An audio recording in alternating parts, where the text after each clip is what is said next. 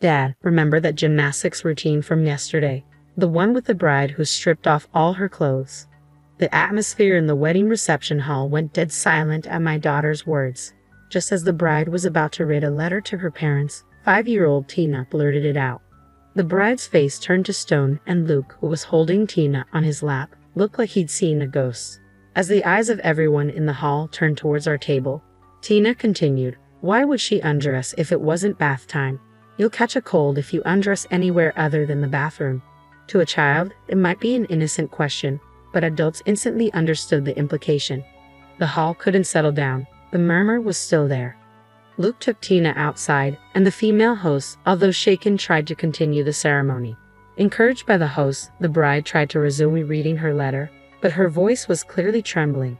Usually, you'd hear sniffling and see tears of emotion filling the hall, but not a sound could be heard. Tina's comment had turned what should have been a joyous event into complete chaos.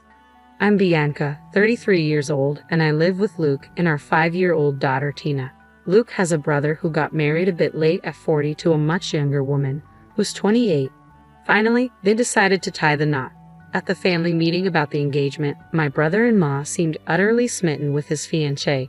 It was really heartwarming to see. Who could have thought that attending my brother-in-law's wedding as a family of 3 would lead to such a disaster?" Naturally, after the wedding reception ended, the bridal suite turned into a scene of chaos. I immediately confronted Luke. "What was that all about?" "That's just Tina being Tina. Don't take it seriously," he replied. "Our kid just disrupted the whole ceremony. Of course I'm rattled. And it's your lack of discipline that led to this. You need to teach her better manners." Luke then quickly handed Tina over to me and left in a hurry. I felt like he was running away from me. We were staying at Luke's parents' house that night before the wedding because it took place at a hotel near his hometown, and we live far away. His parents are genuinely kind people. They always have my back. Unlike some of my friends who dislike going to their in-laws, I've never felt uncomfortable there. That's why we had planned to take a week-long vacation around the time of the wedding and relax at Luke's parents' house before heading home. Even though both my brother-in-law and sister-in-law are planning on living in that house, it's spacious enough to accommodate us comfortably. Tina, who's usually told not to run around in our cramped apartment, seemed excited and restless, walking all over the house to explore. Come to think of it, I recall Luke and my sister-in-law being absent for a bit last night when we were having a good time drinking with my brother-in-law and parents-in-law. "Mom, Dad's playing around. Tina wants to join in too." I feel like Tina did say something like that. Who would have thought that what she was referring to was Luke and my sister-in-law cheating in the bridal suite? My brother-in-law and sister-in-law spent a long time talking. Eventually, we decided to head to the after-party. Our friends were waiting for us at the after-party, but Tina and I ended up going back to my parents-in-law's house. If what Tina said is true, I am so sorry. My mother-in-law kept apologizing, looking genuinely regretful as we left the hall. "Please stop. Luke is the one who's at fault here. But even though you've done nothing wrong, it's my fault for not properly teaching him how to treat women. No family could possibly teach that level of decency." When we arrived at my parents-in-law's home, Luke was already back, sitting alone, watching TV, and drinking a beer. Standing tall, my mother-in-law broke the ice. "So, what kind of gymnastics are we talking about? I'd love to see it." "That's not it. I was just asking my future sister-in-law to look after my brother." "What a considerate younger brother you are, but I can't imagine Tina lying. She's only 5 years old and she often says strange things. Tina is my granddaughter, and she's very bright. So, you're taking the word of a bad girl over your own son. Don't you dare call my precious granddaughter a bad girl." "Are you getting mad?" Both my mother-in-law and I had our suspicions about Luke, but we couldn't push it further based solely on the word of a 5-year-old. Luke wouldn't admit anything. He just went into a sulk and locked himself in his room. 2 days after the wedding, both my mother-in-law and I kept an eye on Luke, but he didn't do anything suspicious. Well, my brother-in-law and sister-in-law went off on their honeymoon, so it's not like he had a chance to be suspicious anyway. Meanwhile, Tina, ever the little explorer around the house, found something unbelievable. "Mommy, what does this say?" Tina can't read cursive yet. "You shouldn't be going through Grandma and Grandpa's stuff." "No, it wasn't like that. I found this in Dad's bag." "Is it a letter?" Tina has written to her friends at preschool before. "Let me see." Shockingly, it was a letter from my sister-in-law to Luke. No, calling it a letter doesn't quite do it justice. It was undeniably a love letter. The letter read, "Dear Luke, the day before the wedding was so exciting, wasn't it? We have to be cautious for a while since we're being watched at home, but we'll definitely have a chance, so don't give up. You're the only one I love, Luke. The reason I married an older man is so I could be with you. Come get me soon." I couldn't let myself break down in front of Tina, so I forced myself to keep my composure. "This is a work-related letter, so Mom will take care of it, okay?" "Okay," Tina replied cheerfully, heading off on another household adventure. So Tina wasn't mistaken after all. She really did see what was happening. I calmly took a photo of the letter and placed it back into Luke's bag. Then I went to the kitchen where my mother-in-law was making pickles. "Mother-in-law," Tina found a love letter that sister-in-law sent to Luke. "What?" As I showed her the photo of the letter on my phone, my mother-in-law's face fell. "What is this? It's disturbing. This is unfair to brother-in-law. Why have such a flashy wedding if this is going on? If she didn't love him, why did she marry him?" My mother-in-law was visibly angry, her face turning red. At this point, I decided to tell her something that had been bothering me. Luke said he has to go back alone tomorrow because work suddenly came up, even though he was supposed to be on vacation. My mother-in-law looked up at me, deep in thought. "Doesn't that seem odd?" "Exactly." My mother-in-law and I exchanged glances, both of us seemingly concerned about the same thing. The timing is just too perfect. Plus, his brother and his wife are on their honeymoon in Hawaii. Do you think they're planning to meet up there? I nodded in agreement. I hate to say it, but brother-in-law is a very kind person who is unfortunately a bit naive and easily deceived. There is no doubt in my mind that the two of them plan to have a secret meeting without brother-in-law noticing. After all the trouble to finally get married, he ends up with a woman like that. It's even sadder because they seem so happy. "Let's go with that." Mother-in-law suddenly stood up and began washing her hands. "All right, start packing for Hawaii. Your father's coming too." "What?" I was genuinely surprised by mother-in-law's sudden declaration, but she looked at me and smiled, clearly pleased. "We're going to expose everything. Do they have any idea how much we spent on that wedding? Just because he's marrying a younger woman, we even chipped in 30 grand. This is no joke. We're definitely getting that back." I couldn't help but applaud mother-in-law's determination and immediately started to prepare as well. For some reason, mother-in-law seemed strangely excited, and deep down, I was excited too. Just wait, we'll make them wish they were never born. The next morning, Luke was having breakfast, trying too hard to keep a straight face. "It's really a shame you have to work after finally getting some time off. Just relax and enjoy your time." Even though no one was listening, Luke loudly announced his departure and left in a flurry. We quickly packed our bags, our parents-in-law, Tina, and I left about 2 hours later. Luckily, we got the tickets in a hotel with no issue. Tina was thrilled, shouting and playing. We chose a lodging spot a bit away from the hotel where we heard brother-in-law would be staying, so we wouldn't attract attention. Upon arrival, mother-in-law decided to call brother-in-law to see how things were going. "How's Hawaii?" Responding to mother-in-law, brother-in-law's relaxed voice came through the speakerphone. "It's warm and relaxing. We're planning to go to Sea Life Park, Hawaii tomorrow. Look forward to some souvenirs." Brother-in-law seemed to be having a great time but mentioned, "Well, my wife is going out to dinner with a friend who lives in Oahu tonight, so I'll be alone." Hearing that, mother-in-law lifted her gaze and exchanged glances with me. No doubt Luke and sister-in-law are probably having a secret meeting tonight.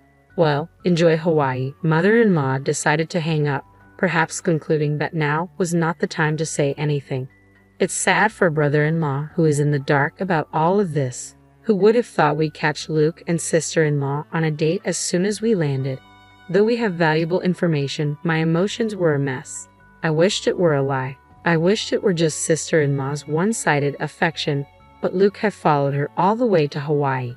Ignoring this wasn't an option anymore. After discussing with my parents-in-law, we decided that father-in-law, who could blend in the most, should tail sister-in-law as she left the hotel for her date tonight. Father-in-law put on a hat and a mask, transforming into an unnoticeable passerby in seconds. "Way to go, Dad. You're completely unnoticeable." Tina added, "Grandpa is sus." She was delighted whether he was being praised or teased. Easily influenced by mother-in-law's words, father-in-law decided to stake out at a cafe in front of the hotel where brother-in-law and his group were staying. Hun, your mission is threefold. 1. Follow daughter-in-law as she leaves the hotel. 2. Confirm she's meeting with Luke. And 3. Keep an eye on her till she enters and leaves another hotel. Got it? Father-in-law nodded earnestly at mother-in-law's forceful instructions. Equipped with his high-sensitivity DSLR camera and a big telephoto lens that he bought as a hobby, he headed out. We were incredibly grateful to father-in-law, who willingly took on the task, despite the long hours it would entail. Mother-in-law, Tina, and I finished dinner and returned to the hotel. After putting Tina to bed, we waited for father-in-law's return. Surprisingly, father-in-law didn't come back until 3 o'clock in the morning. "Let me sleep for now," he muttered as he crawled into bed, looking exhausted. So we decided to hear the full story the next morning. The next day, as we looked at the photos father-in-law had taken while listening to his account, there was irrefutable evidence. True to his love for photography, father-in-law's shots were incredibly detailed. Even from a distance, you could see the two of them embracing clearly. "So she really is cheating after all," I said, feeling the weight of the truth. It was a hard truth to accept for brother-in-law and me, but living a lie in a marriage was not an option. Seeing my downcast mood, mother-in-law asserted we should put an end to this difficult time as soon as possible. I couldn't agree more. On the second day, we learned that brother-in-law planned to go to Sea Life Park, Hawaii, so we decided to rent a car and follow him there.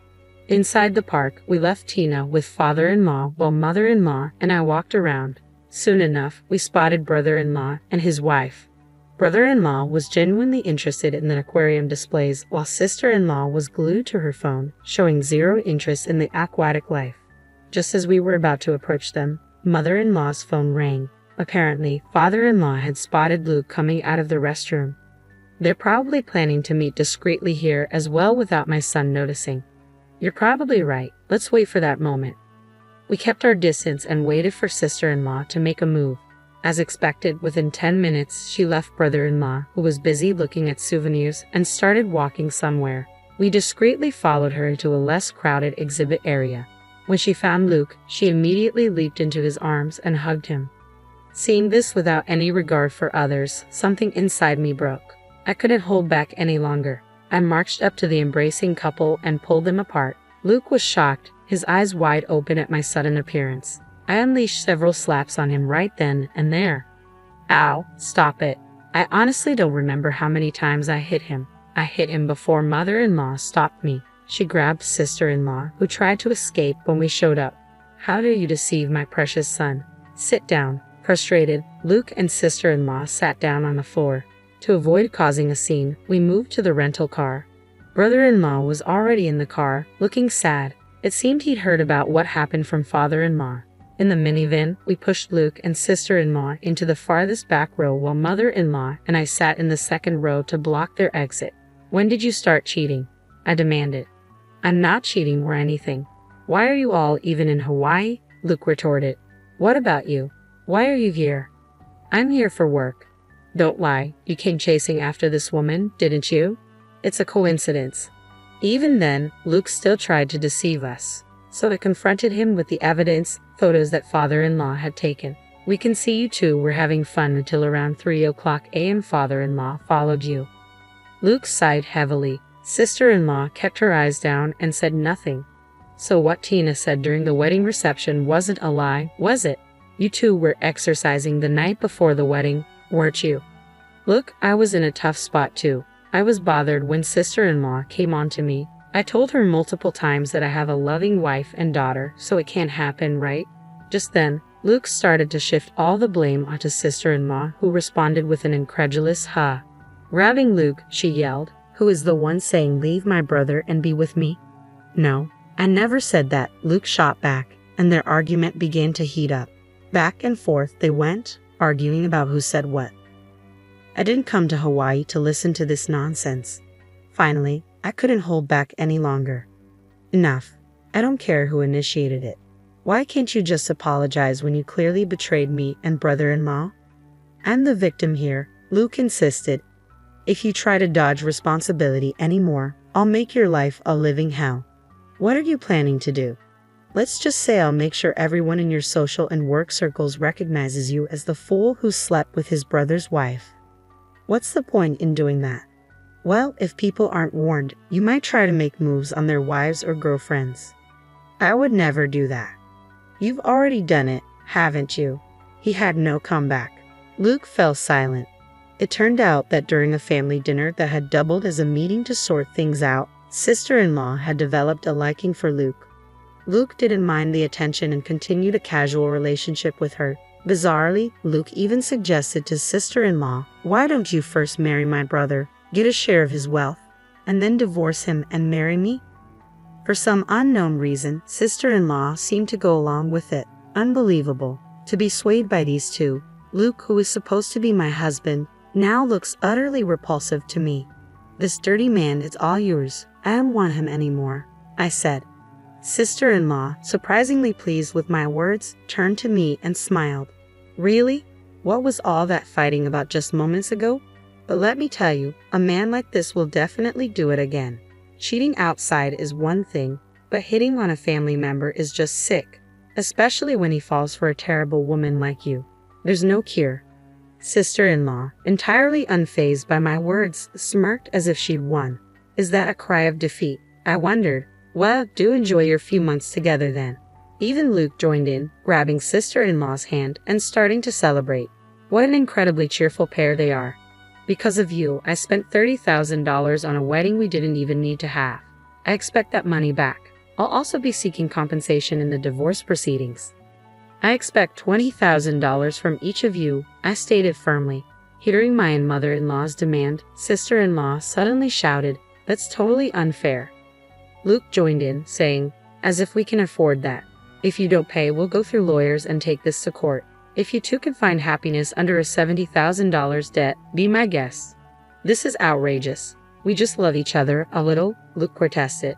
"That's precisely the problem. You'll both be held fully responsible for what you did," mother-in-law shot back. Just then, brother-in-law suddenly started moving the rental car. "Where do you think you're going?" I asked. Brother-in-law drove silently, and when he reached a deserted area near the ocean, he took their wallets and cell phones and left them there. I was surprised. I had never seen brother-in-law this angry before.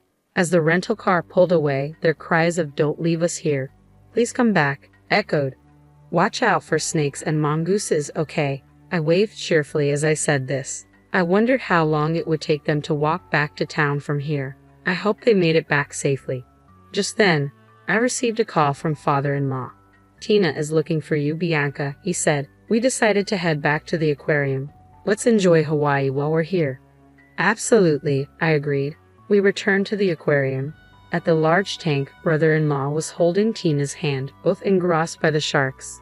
They actually looked happy. Better to see these lovely smiles than waste time on fools. Father-in-law's words lifted my spirits.